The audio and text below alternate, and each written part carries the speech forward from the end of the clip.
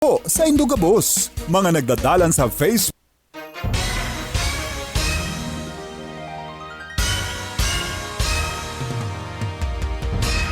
Marhay na aldaw na Sabado po sa Indugabos, mga nagdadalan sa Facebook Live. Siring man sa mga naghihinanyog sa Home Radio 95.1. Welcome sa programang Abogado Juan at your service.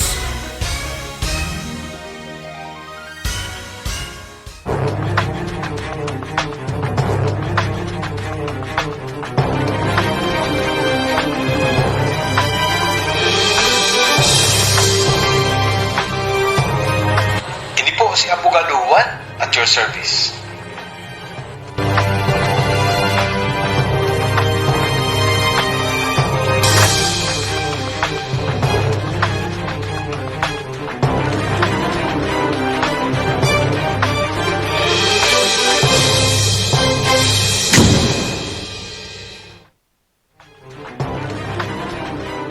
Maray na aldaw po sa Indugabos. Aldaw na naman po ning Sabado, kaya iribanan po kita digdi po sa programang dati ang apod.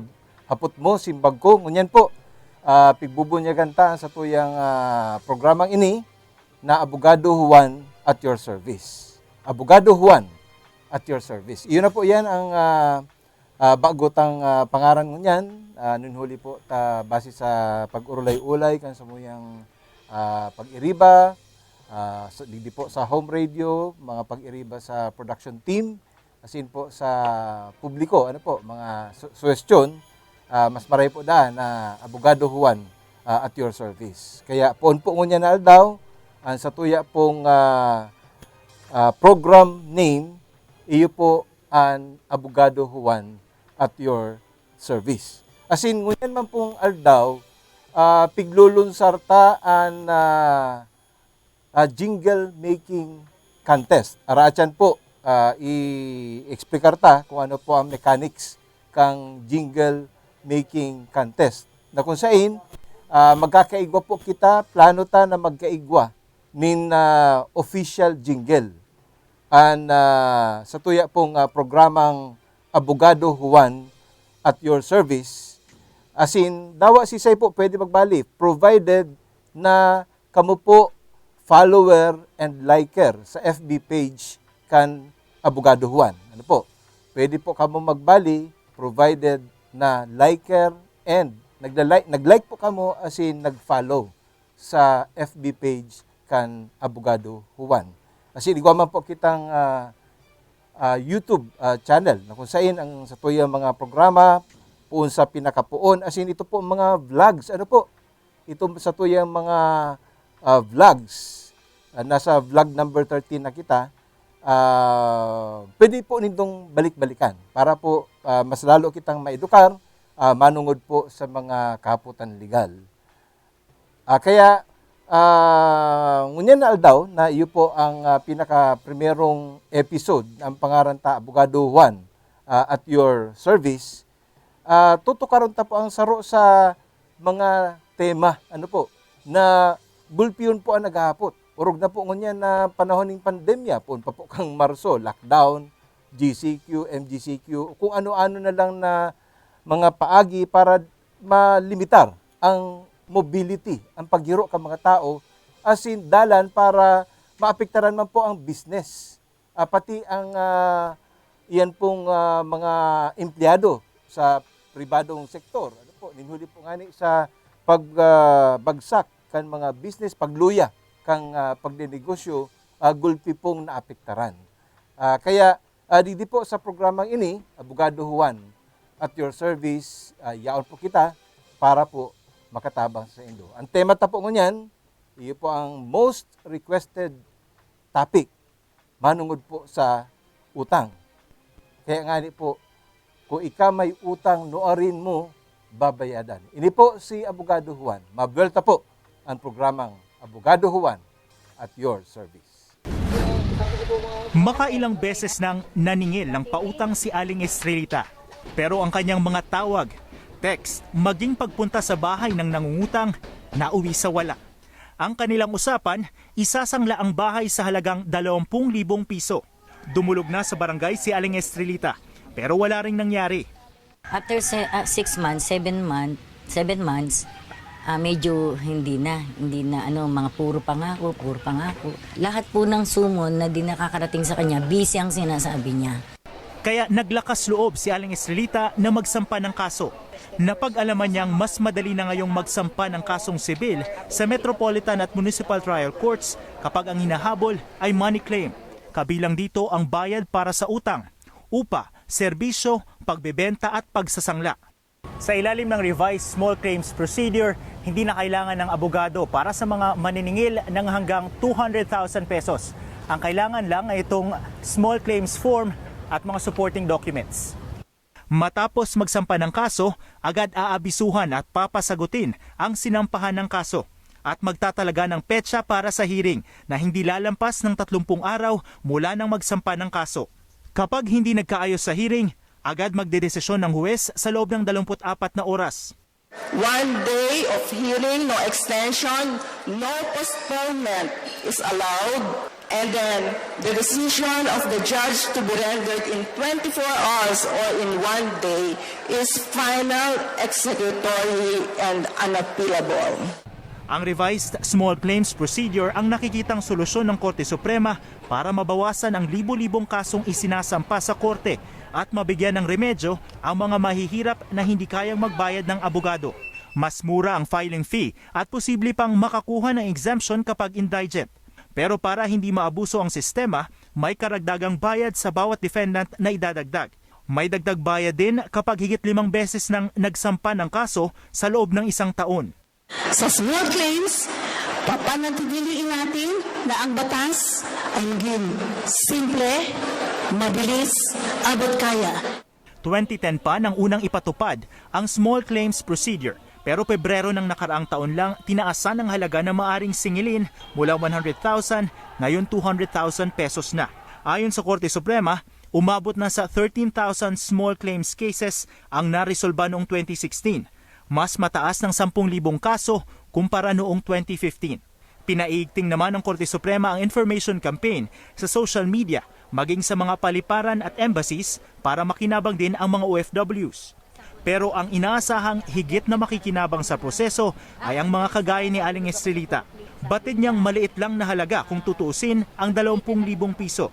Pero para sa kanya, prinsipyo ang kanyang ipinaglalaban para hindi pa marisan ang mga taong tumatalikod sa pagkakautang. Mike Navalio, ABS-CBN News. Update po kita sa programang Abogado Juan at your service.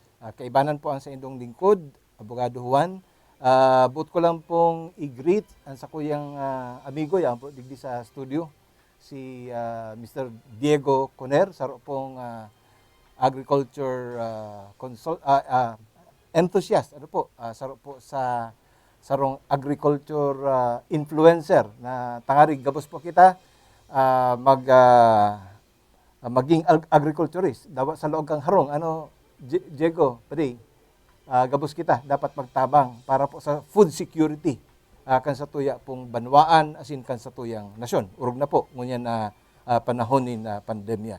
Ngunyan po palan sa initial episode takang Abogado Juan at your service, pinagmarita na magkaigwa kita ning tulong episodes. Ano po?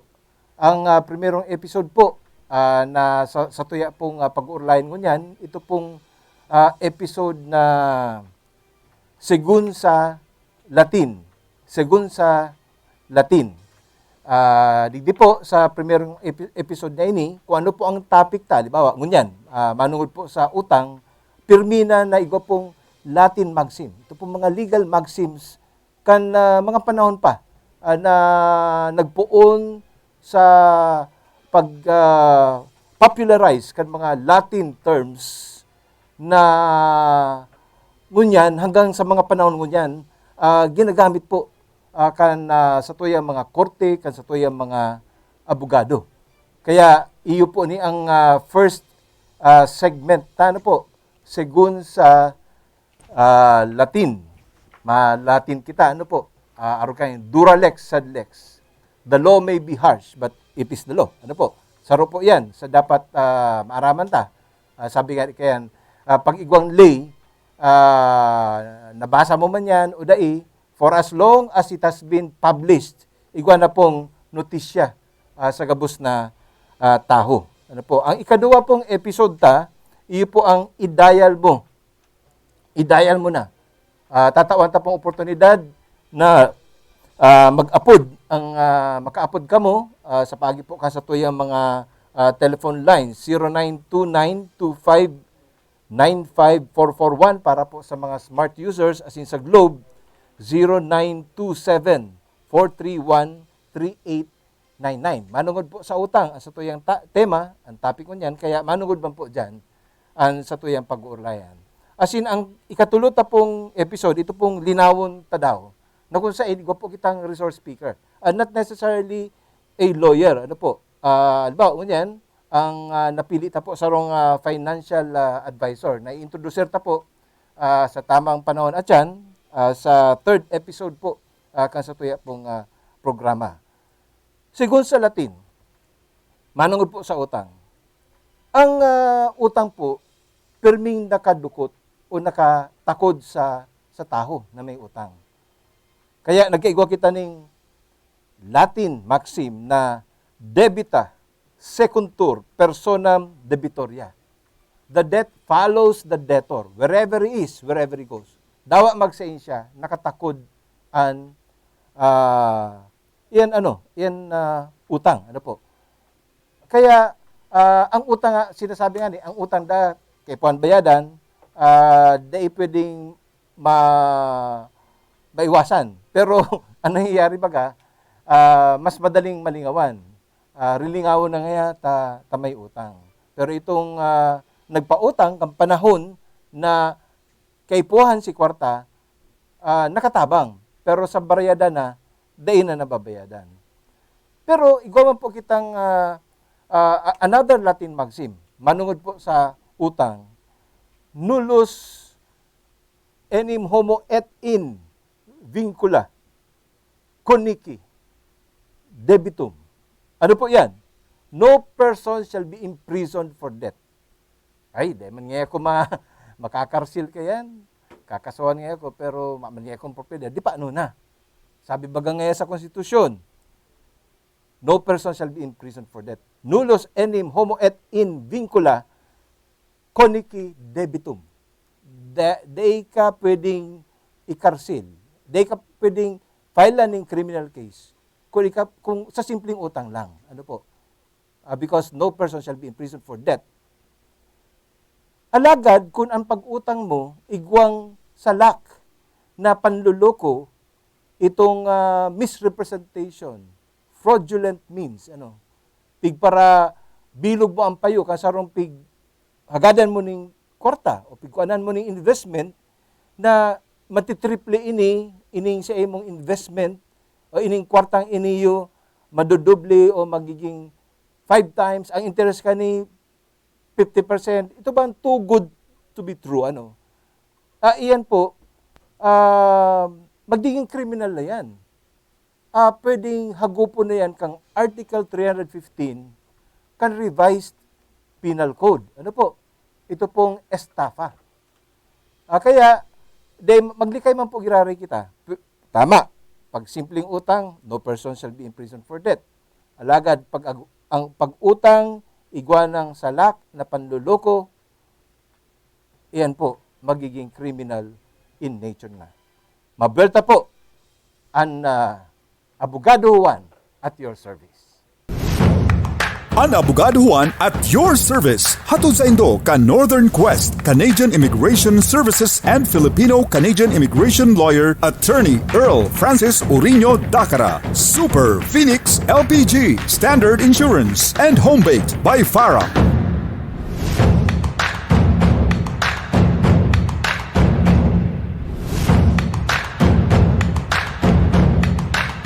Pwede po tabi maghapot, abogado. Graduan, may nag-utang po sa ko. Nagtatago po, nahabo, magbayad. Biniyaan po ako kang sakong boyfriend. Padus po akong 8 bulan. Paano na daw po ini? Dahil po maghadit, yaw lang sa inyong abogado. Ini po si Abogado Juan at your service. Abogado Juan at your service!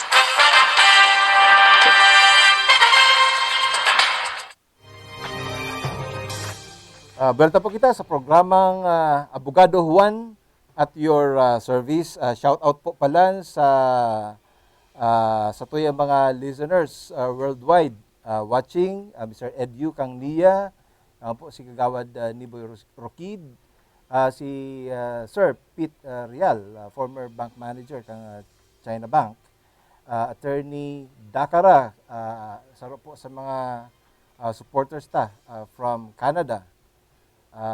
Great topic, very informative. God bless. Igo pong Yaon Ligdi, happy weekend from Annalisa Pasqua, Freddy Francisco, good AM. Kikagawad Archie Gonzalez, kumusta dyan sa tuyong barangay, sa Del Rosario. Tinan, good AM. Frank Para, Lito Dasalya, Kaputo, salamat na maray sa imong pagtabang na magibuan ng video sa tuya pong programa. Ki Kagawad Lad Galvan, ki Sir JD, ki Arlene Gonzalez, and of course, Yaon Ligdi. Ang kagurugulpi po mga nag-greet digdi po sa tuyang programa. Salamat po sa indong pagantabay digdi po sa tuyang programa. Ngunyan po, digdi na kita sa ikaduwang episode. Ini po ang pig-upload na i-dial mo na. So, ini po ang oportunidad nindo bilang mga listeners, kamo pong nagdadaralan sa Facebook, sa Abogado Juan Facebook page, pwede pong mag-upload. Ano po? Digdi po sa tuyang programa. I-dial lang po. I-dial mo na. 0929-25-95441.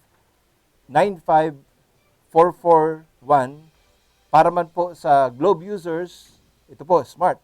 0927-431-3899. Iguan na pong nainot nga ni na nagpaabot po kang kahaputan in writing. Ano po?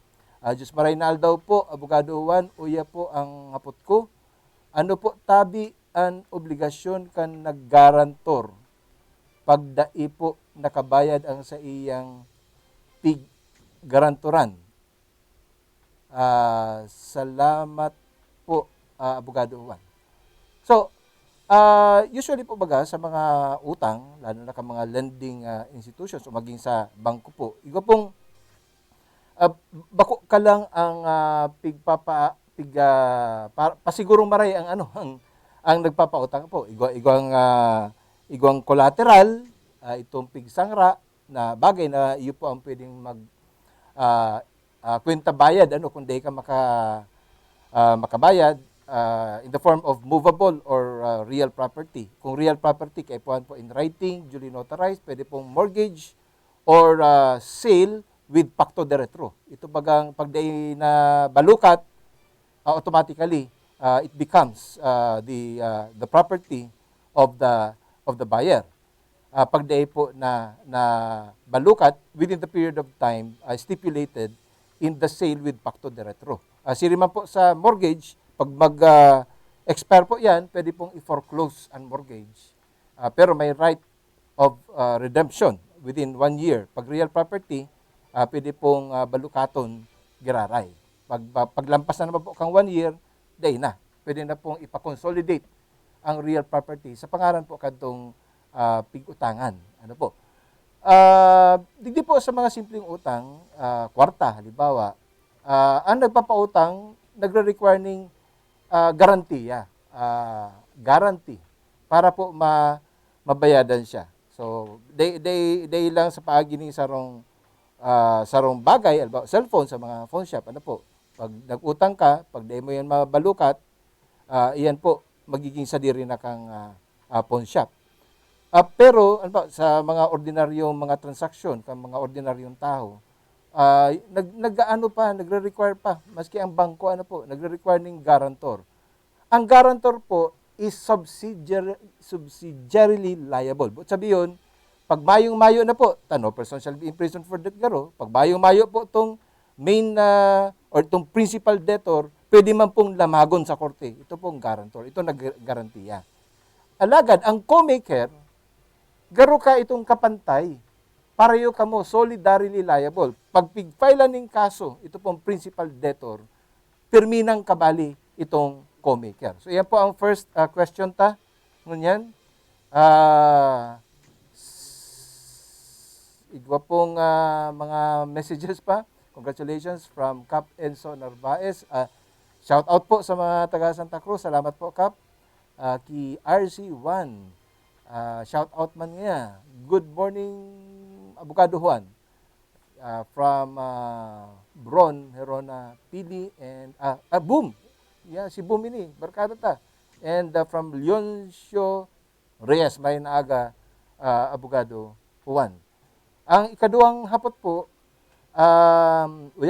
hapot ko lang, Abogado Juan, ano po ang pwede ikaso sa nag-issue kan cheque na nagtalbog? Ini po, this can be an entirely separate discussion. Ano po? Ninuli po ta, kumbaga halawig. Pero pwede tang simbagan. Ang nagtalbog po cheque, basically, magiging liable po yan criminally. And of course, impliedly instituted po ang civil action dyan, kaya both criminal and civil. Itong kantidad kan cheque will be the civil liability. Ito pong pagtalbog kan cheque because it is contrary to public policy.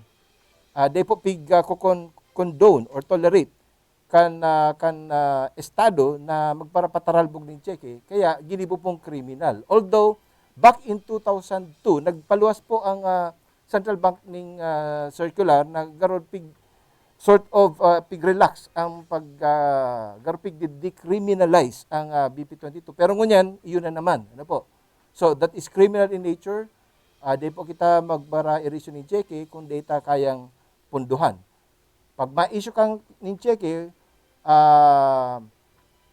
for value, ito pong kantidad, yung cheque, o kaya for whatever consideration. Bawa, karibay po ng sarong binakalan. Ano po? Dua po ang pwedeng maging liability. Apart from BP22, pwede po maging liable ang sarong nag-issue ng talbo ng cheque under Article 315, Paragraph 2D of the Revised Penal Code. Ano po? Pwede po siyang maging criminally liable aside from the fact that ito po nag-issue kang checking yan will also be civilly liable for the amount received based on the face value of the check. Kung ano po ang nakalaag na kantidad diyan, liable po siya civilly. And of course, criminally, duman po sa pag-issue ng cheque. Magiging Article 315, Paragraph 2D lang po yan, kung ikaw pong fraudulent acts, prior or simultaneous, habang pigtatao si cheque, nanluloko. O kaya, bago nagpigtao ang cheque, katong nagtao ng kwarta, ay nayaon sa kantidad ang kwarta sa cheque, ano po siya, pwede siyang hagupon kaning Article 315, Paragraph 2D, depende po sa circumstansya. Depende sa ebidensya. Takong mayo man po, dahil mapatunayan, iyan na fraudulent acts na pigaapod, mabagsak lang po ni sa BP 22. Ikatulo, uni po, ang kahaputan, tanong lang po, kapag may utang po ba, tapos 8 years na, nababayadan, pwede pa po ba kasuhan? Okay, ikaw po kitang prescription na pigaapod. Ano po?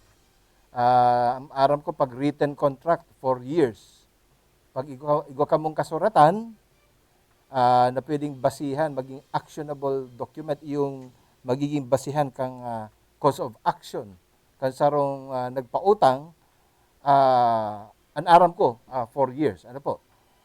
Yaman po yan. Pwede tang hilingon sa civil code. Yaman po yan sa chapter and sa title on prescription of actions. Ano po? Kung garo oral, garo 2 years or 3 years, oral contract, pero dipisil maprobaran ng oral contract, it's your word against the word of the respondent or the defendant or the accused. Ano po? Mas difficile po yan na porbaran. Kaya kung kita po mapautang, pasiguro kita, it should be in writing. Pag real property ang imbelto, it should be notarized. Ano po? Either in whatever form mortgage, kung ano po, usufruct o kung ano man po ang form na dapat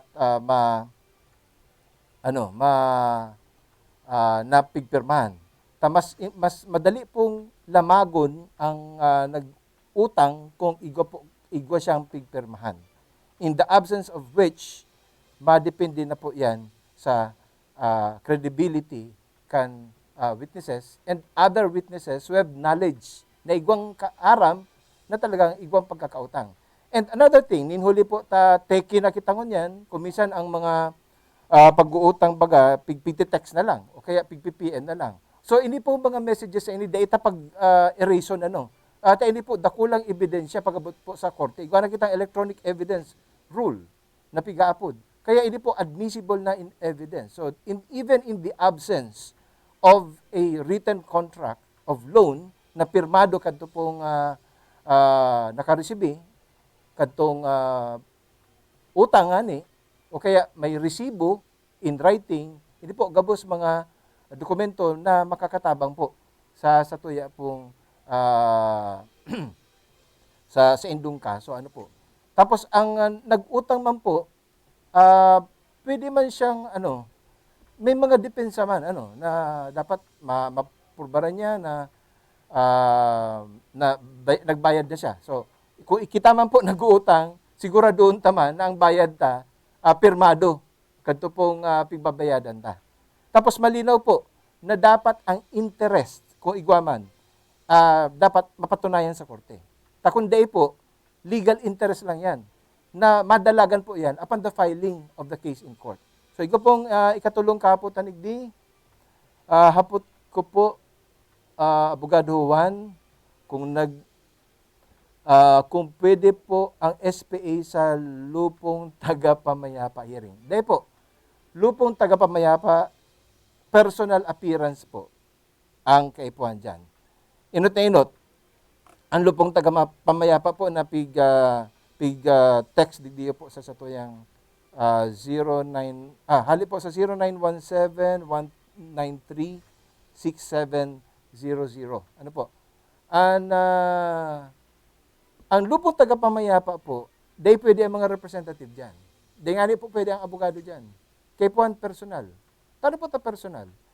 Ika na nga sinagdulok dyan, tapos mapa-representative ka pa.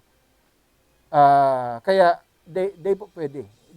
Magkakaigwa ng man na amicable settlement o mediation in the absence of the complainant and the respondent. In fact, kung dahil po nag-a-appear ang respondent, ito pigreklamo sa barangay, sa lupong tagapamayapa, pwede pong mag-issue na ng certification to file action. Pagkatapos po ng tulong hearing na dahil nag-a-appear, ito pong respondent, ninhuli po, igwang prescription. Ang mga kaso po, lalong-lalo po sa lupong tagapamayapa, sa barangay, igwa po yan prescription. Usually, 60 days lang yan.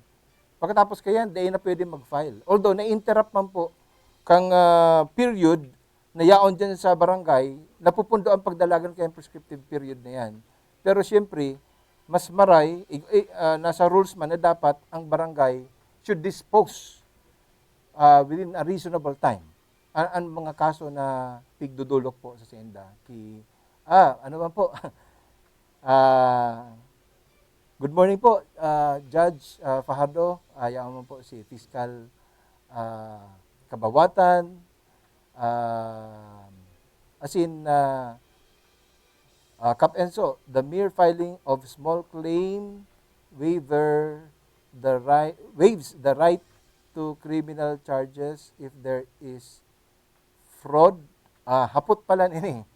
Kung ang hapot po ni Kap Enzo kang Santa Cruz, kung ang pag-file po sa small claims court, waiver na sa right to criminal charges. Day po. Suway po ang criminal sa civil. Ano po? If you file a criminal case, the civil liability is impliedly instituted under the rules. So, pigsasabay po yan. But if you file a separate civil case, may separate criminal action po na pwedeng i-file. So, So, ang pig-aapod, may mentionan po ni Cap Enzo Porigdi, small claims court. Small claims court po. Iyan po, nakabase po ang small claims court sa kan 2016, kundi po kung ano papasala, nagpaluwas po ang Korte Suprema sa paagi po kang pag-revise kang rules of court.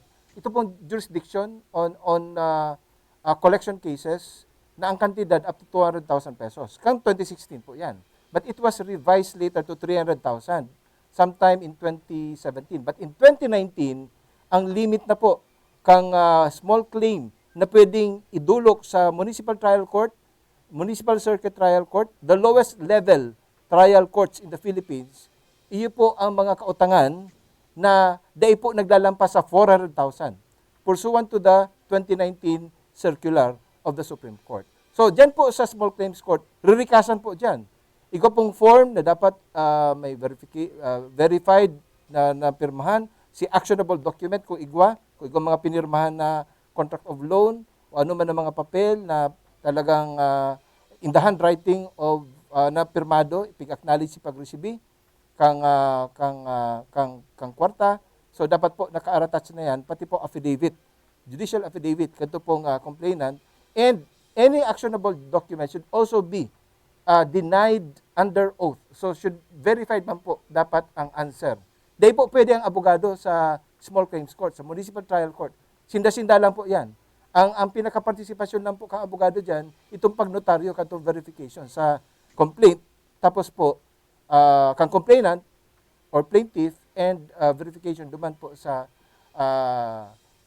answer katong respondent. Bawal po ang motion to dismiss. So, iyo po ni Cap Enzo ang kasimbagan sa imong kahaputan from Francis Jake Fortaleza, kipading Jake kang San Felipe. Paano pag credit card pwede? Para dagdagan interest. Is it possible na court ma-determine kan babayadan? So, pag credit cards po kaya, computer generated na ang computation. Kan interest base sa imong paggamit kang credit card. Kung nag-a-apply po kitang credit card, nahiling mo po nindo mga pirang pahina po baga, pirang pages yan, basahon ta po para maintindihan ta. Rayaan po dyan ang terms and conditions pursuant to the Monetary Board of the Central Bank. Di man po yan labag o kontra sa mga reglamentos kang Central Bank and the Monetary Board. Ngunyan, kung nagdadagdag pong interest, sigurado ako it is in accordance with the Monetary Board rules and regulations kang credit card o kang mga bangko. Ipaparadagdagan. Ngunyan pong pandemic, nagpaluwas po ang Monetary Board ning sa pong circular na babaan ang interest from 5% to 3%. So, hilingon ta po yan, i-google ta yan. Automatic na po yan. Aram ko, it will take effect this month of October 2022. Mabelta po si Abogado Juan. Ang Abogado Juan at your service. Hatod sa Indo ka Northern Quest, Canadian Immigration Services and Filipino-Canadian Immigration Lawyer, Attorney Earl Francis Urino Dacara, Super Phoenix LPG, Standard Insurance, and Home-Baked by Farah.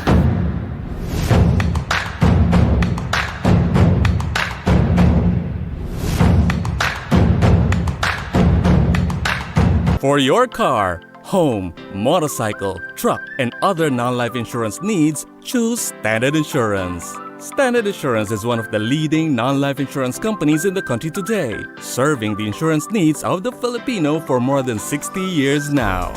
Call us at 054-472-4090 or at 472-7891 or at mobile numbers 0917-800-7357 or 0977-720-0920 or visit us at the 4th floor of the DECA Corporate Center, Panganiban Drive, Barangay Tinago, Naga City, or send us a message to our Facebook page, Standard Insurance Naga Branch. Welta po kita sa programang Abogado Juan at your service. Iyo po yan ang bagotang pangaran. Bako na po itong hapot mo si Bago. medyo po di kita lang oras ta. Dumana po kita sa ikatulong segment kan sa tuya pong programa. Ini pong linawon tadaw. Ano po? Ngunyan po, igo kitang resource speaker. Straight from Sorsogon City. Si Mr. Mark J. Deuna Gacosta. Pero bago ta po siya introducer, bako na pong 200,000 na. Sabi ko na po kasabago, 400,000 po ang limit sa pag-file sa small claims court. Ang bisita ta po ngunyan, bako po siyang abogado, saro po siyang financial advisor. So kung paano po siya makatabang sa mga may kadipisilan sa pagbayad kan sa indang mga utang. Nagtapos ng Master of Arts in Business Administration sa St. Louis de Marilac College sa siyudad nin Sorsogon. Asin nagtapos nin BS Computer Science sa Bicol University, Gubat Campus. Siya ang dating Senior Financial Sales Associate kan Manulife China Bank Life Assurance Corporation sa siyudad ni Sorsogon asin sa banwaan nin Virac, Catanduanes. Siya saro sa qualifiers sa MCBL Learning and Development sa nasyon kan Japan asin Thailand. Asin top 1 Financial Sales Associate kan Southern Luzon sa duwang magkasunod na taon 2018-2019. Sa presente, siya ang branch head kan Fortune General Insurance Corporation sa siyudad nin Legazpi. Welcome po sa programang Abogado Juan at your service. Mr. Mark J. Yes, sir. Maray na aga. Good morning po. Erot, nagpapasalamat po kami sa imong pagpaunra digdi sa programang ini. Diyos mabalos. Kay puan mi ang sa imong tabang Sir Mark J. Ninhuli ta pagligal kaya ang terminang hagop kaya si nag-uutang. Pero igwa man daw mga tao na nagtatabang man duman sa nag-utang, aram tama na igwa man tala nag-utang na talagang medyo tinamaan ng kamalasan. Ano ang initial na pwede mong ma-advise, Mark J? Duman sa mga nag-uutang. Well, actually, sir, unang-una kasi, pag, syempre, emergency, kailangan talaga natin umutang ng pera. So, but before that kasi, actually, pwede natin yan iwasan kung sinusunod natin yung pag-create ng emergency fund.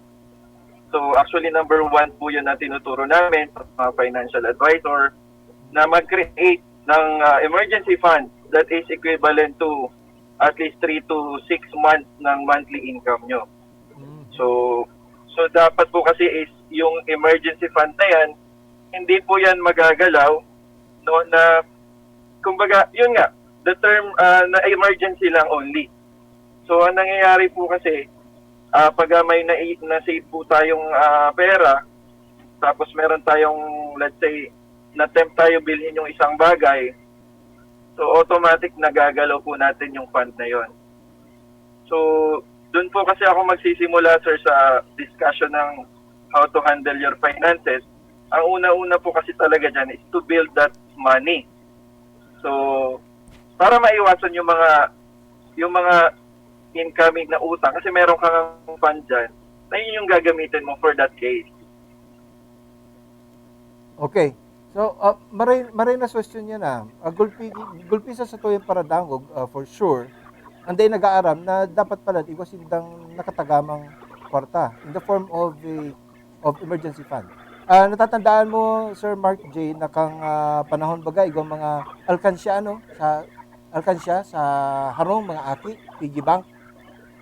It's also one way of educating them to value deposits and saving for the future or saving for the winter, kumbaga, sa mga malilipot na lugar. Bali araw kayo ang konsepto tabi, Sir Mark J, kan emergency fund? Yes po, parang ganun yung concept niya, sir. So, ito ay isi-save natin sa, normally, syempre kapag mag-open ka ng bank account. So, halos naman ata lahat ngayon ng nasa stage natin, like mga 20s to 30s, above that, may mga bank account na din po. Mm-hmm. Okay. Opo, importante kasi na doon natin nilalagay siya kasi para hindi tayo matempt, no? So, yun yung mga gagamitin natin for emergency. So, sinasabi mo, Sir Mark J, na yung emergency fund should be able to sustain you and support your basic needs for 6 months. Kumbaga may buffer fund ka for 6 months. Ano na bulan? Actually, yung pinaka-ano kasi dun, sir, na let's say, worst comes to worst, ano?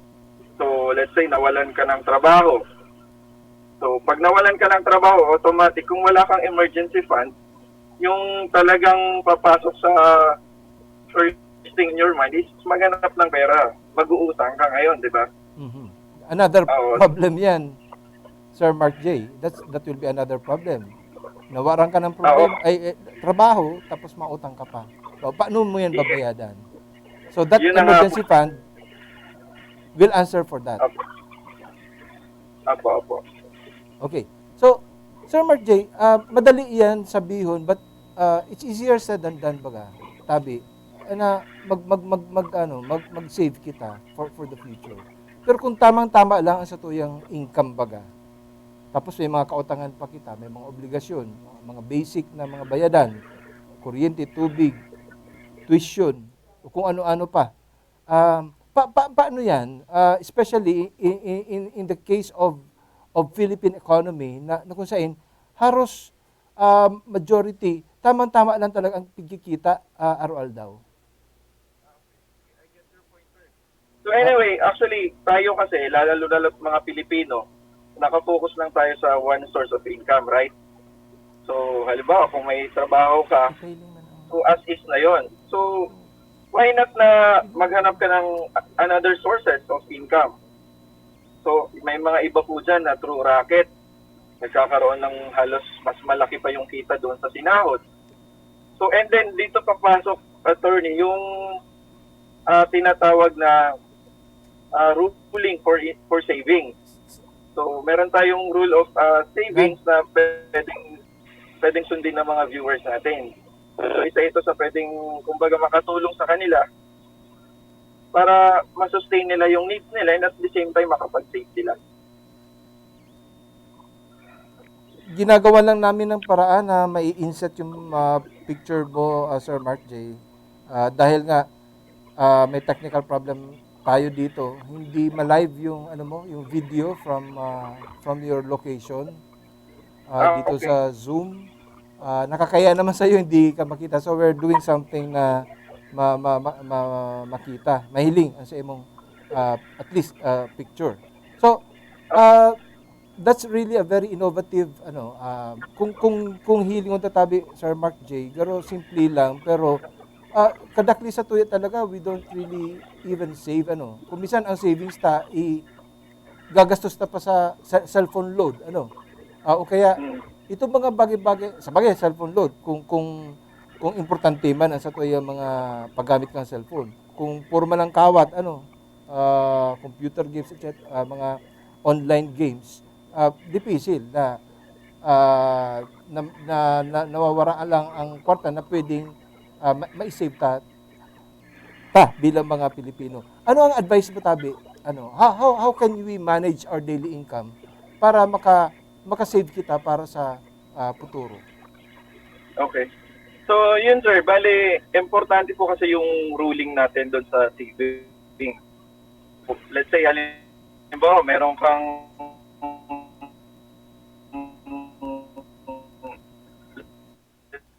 Sir Mark J, medyo siguro maluya ang internet sa location mo. At mayo ng audio dahil na naglalaog ang audio.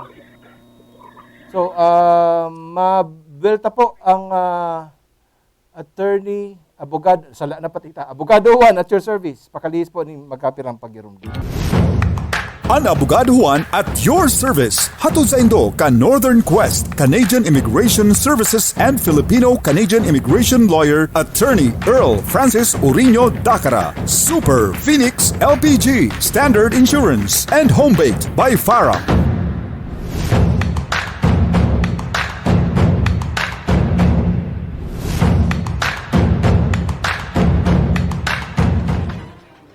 Welta po kita sa programang Abogado Juan at your service. Grabe po ang technical adjustments na ngunyan daw pasensya na po kamo. Gulting mga air gaps aro ka sa bago sala si na-plug na ano po na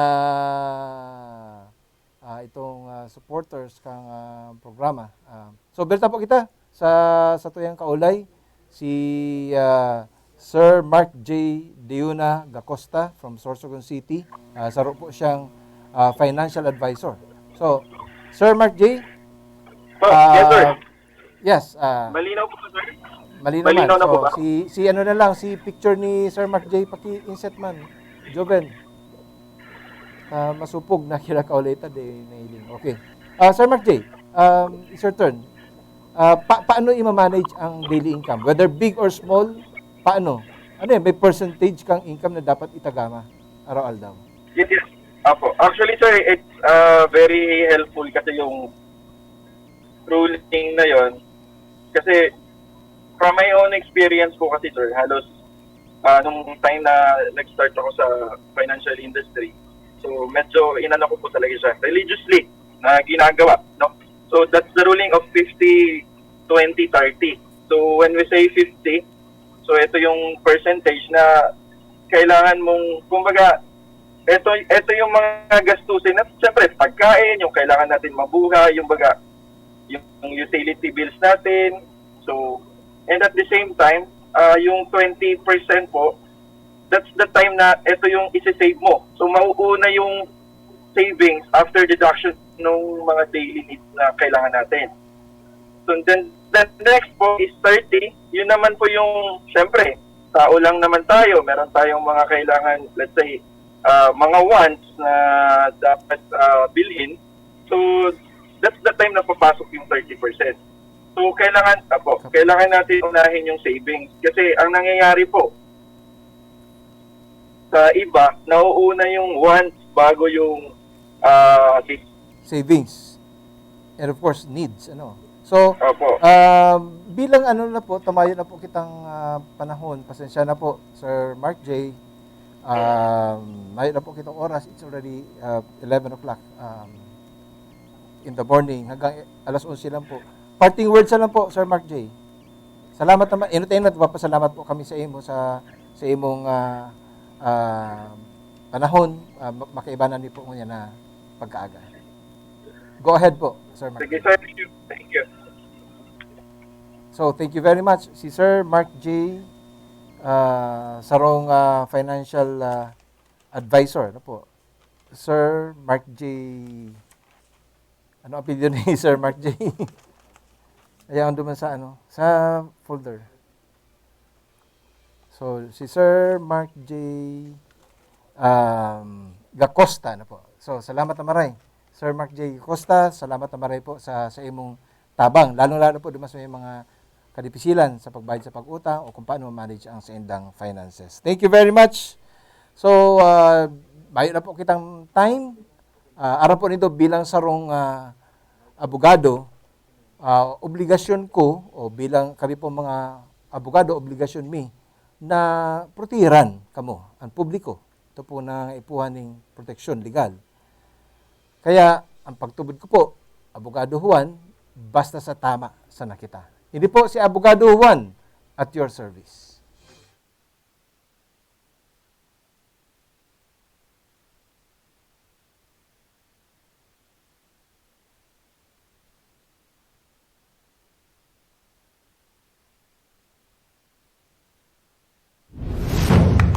Ang Abogado Juan at your service. Hatod sa Indo ka Northern Quest, Canadian Immigration Services and Filipino-Canadian Immigration Lawyer, Attorney Earl Francis Uriño Dacara. Super Phoenix LPG, Standard Insurance, and Homebaked by Farah.